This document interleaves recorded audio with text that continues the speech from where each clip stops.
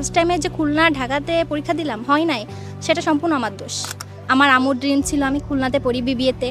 আমার ফ্যামিলি থেকে আমি ফার্স্ট যে পাবলিকিয়ান। আসসালামু আলাইকুম, আমি সামিয়া। আমি এবছর গুচ্ছভর্তি পরীক্ষায় সি ইউনিট থেকে 131তম স্থান অর্জন করেছি এবং আমি হচ্ছে এডুকেশনের সেকেন্ড টাইম ব্যাচের সঙ্গে যুক্ত ছিলাম। আমি হচ্ছে একদম সেকেন্ড টাইমার। তো সেকেন্ড টাইমার বলতে গেলে সেকেন্ড টাইমের সঙ্গে সবারই একটু দুঃখ কষ্ট বা অনেক হতাশা বা ধৈর্য অনেক কিছু যুক্ত থাকে। আমারও কম না, আমারও ওরকম কিছু। আমি ফার্স্ট টাইমে হচ্ছে আমার ইচ্ছা ছিল শুধুমাত্র যে খুলনা ইউনিভার্সিটি বা ঢাকা ইউনিভার্সিটি, যেহেতু আমার ফ্যামিলি আমাকে দূরে কখনো কোথাও যেতে দেয় নাই। আমার ইচ্ছা ছিল আমি কাছাকাছি কোথাও থাকবো, খুলনাতে হলে বেশি ভালো হতো। আমার আম্মুর ড্রিম ছিল আমি খুলনাতে পড়ি বিবিএতে। তো ফার্স্ট টাইমে আমি বলতে গেলে ফার্স্ট টাইমে যে খুলনা ঢাকাতে পরীক্ষা দিলাম হয় নাই, সেটা সম্পূর্ণ আমার দোষ। আমি অন্য কারোর দোষ দিব না, কারণ আমার দোষ বলতে গেলে আমি কোনো কনফিডেন্সের অভাব ছিল, পর্যাপ্ত রিভিশনের অভাব ছিল, প্রচুর এক্সাম দিছিলাম না। সব কিছু বলতে গেলে সব কিছু আমার দোষ। আমার ফার্স্ট টাইমে যে মেইন ভুলটা ছিল সেটা হচ্ছে যে আমি অন্য ভার্সিটির ফর্ম তুলিনি, শুধুমাত্র খুলনা ঢাকা। আর যেহেতু আমি সিউনিটে কমার্স থেকে, সাবজেক্ট খুবই মানে সিট সংখ্যা খুবই সীমিত, খুবই কম।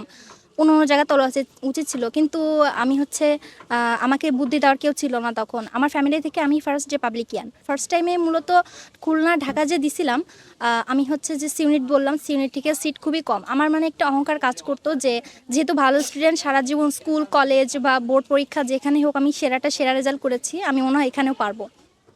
ওই অহংকার থেকে আসলে আমি ভাবলাম যে শুধুমাত্র খুলনা ঢাকা দিলে মনে হয় আমার হয়ে যাবে, আর এটাই আমি খুবই বড় ভুল করলাম।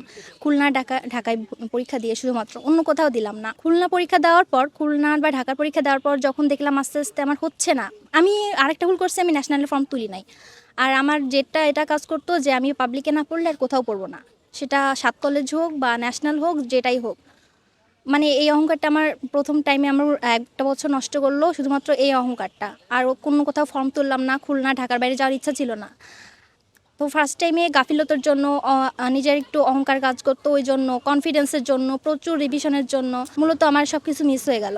সেকেন্ড টাইমে আমি হচ্ছে অবশ্যই ফ্যামিলি সাপোর্টে ছিল, আমার ফ্যামিলির সবাই আমার খুবই সাপোর্টে ছিল, বিশেষ করে আমার ভাইয়া, আমার আম্মু সব থেকে আমাকে সাপোর্ট করতো। আমি যে কোথাও সেকেন্ড টাইমেও আস্তে আস্তে পরীক্ষা হচ্ছে, কোথাও চান্স পাচ্ছি না, আমাকে বলতো না যে এখানে চান্স পাচ্ছ না কেন, তুমি তো তোমার পড়া দরকার নাই, বা তুমি ভালো স্টুডেন্ট না, খারাপ স্টুডেন্ট, তোমার এক্সাম দেওয়া দরকার নাই। ওরা বলতো না, তুমি পরীক্ষা দিতে থাকো, তুমি চেষ্টা করছো, তোমার যে হচ্ছে না সেটা তো তোমার দোষ না। হচ্ছে না, হয়তো কোথাও একটা ফল্ট আছে, হয়তো তোমার ফল্ট বা ভাগ্যের যেটা হোক, কোথাও একটা ফল্ট আছে। কিন্তু আমার মনে হয় যে আমি প্রচুর চেষ্টা করেছিলাম যে আমার কোথাও হোক। ফার্স্ট টাইমে আরও একটা ভুল করেছিলাম, আমি গুচ্ছের ফর্মও নিছিলাম না। এটা হচ্ছে আমার বিরাট বড় ভুল। সেকেন্ড টাইমে ওই ভুলটা আমি আর করি নাই। সেকেন্ড টাইমে যতগুলো ইউনিভার্সিটি ছিল আমি চেষ্টা করেছি সবগুলোর ফর্ম নিতে, সবগুলো পরীক্ষা দিতে। কোথাও না কোথাও অল্প একটুর জন্য আমার বেড়ে যাচ্ছিল, সব জায়গায় আমি সিরিয়াল থাকতেছিলাম, আবারও হতাশা, আবারও দুঃখ। আমি হচ্ছে এটা মানতে পারতেছিলাম না।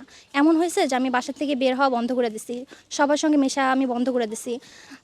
কোনো ফ্যামিলি গেট টুগেদার বা ফ্রেন্ডসের সঙ্গে মিট আমি কোথাও যেতাম না। একটা না বাসার মধ্যে থেকে পড়তাম। আর আমি দিনের বেলা পড়তাম না। দিনের বেলা পড়লে, যেহেতু আমার গ্রাম সাইডে একটু বাসা, দিনের বেলা পড়লে সবাই দেখতো, সবাই জিজ্ঞেস করতো এত পড়তেছো হচ্ছে না, তুমি এত পড়ে হচ্ছে কি।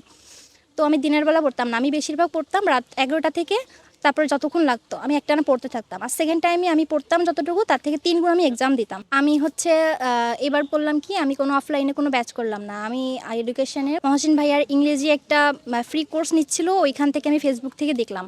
তো ওটা দেখে আমারও ভালো লাগলো যে আমি এটা বুঝতেছি বা এটা আমি পারতেছি।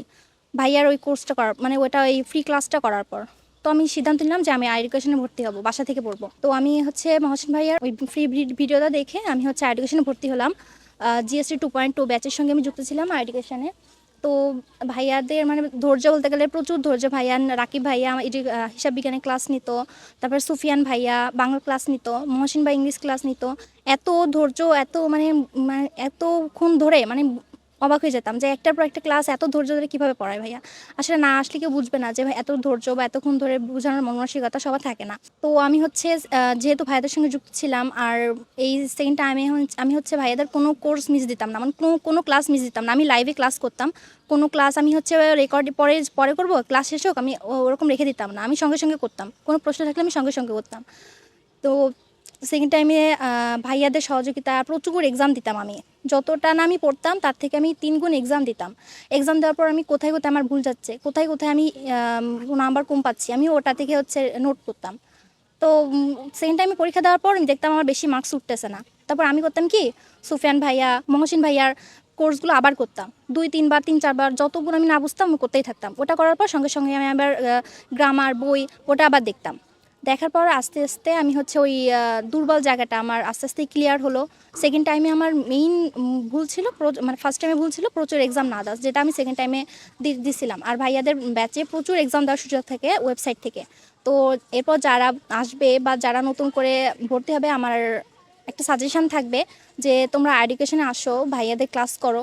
ভাইয়ার প্রচুর ধৈর্য, প্রচুর এক্সাম দেওয়ার সুযোগ থাকে। আর ভাইয়ারা এত সুন্দর ক্লাস করায় যে তুমি হচ্ছে যদি তোমার লাইভ ক্লাস করতে গেলে তোমার যদি কোনো সমস্যা থাকে অবশ্যই 100 বার জিজ্ঞেস করলেও ভাইয়ারা রেগে যায় না। এত সুন্দর বুঝায় আর এত পরীক্ষা দেওয়ার সুযোগ। আমার মনে হয় যে আর সবার একটা জিনিস বলবো যে এরপর যারা আসবে কনফিডেন্স থাকতে হবে। তারপরে তোমার হচ্ছে এখানে ব্যর্থতা, এখানে কিছু পেতে গেলে তোমার ছাড়তে হবে, যে আমার এখানে হলো না তার মানে আমি এটা ছেড়ে দিই, হলো না। তোমার ছাড়ার মন মানসিকতাটা থাকতে হবে, যেটা আমার হচ্ছে। আমি ছাড়ার মন মানসিকতা আছে, খুলনা বিশ্ববিদ্যালয় হয় নাই, যেটা হোক আমার গেছে সেটা। জিএসটিতে এখন বর্তমানে আমি ভালো পজিশনে হয়েছে।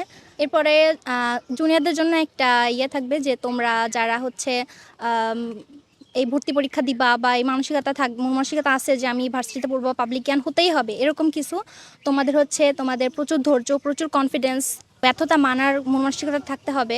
আর ভাইয়াদের ক্লাসগুলো করো, বোঝো। আর ভাইয়াদের সঙ্গে জার্নিটা একবার শুরু করে দেখো, আমাদের দেখে সাহস নিয়ে ভাইয়াদের সঙ্গে শুরু করে দেখো একবার যাত্রা। আমার মনে হয় তোমরা কেউ পিছুপা হবা না, তোমরা সফল হবাই ইনশাল্লাহ।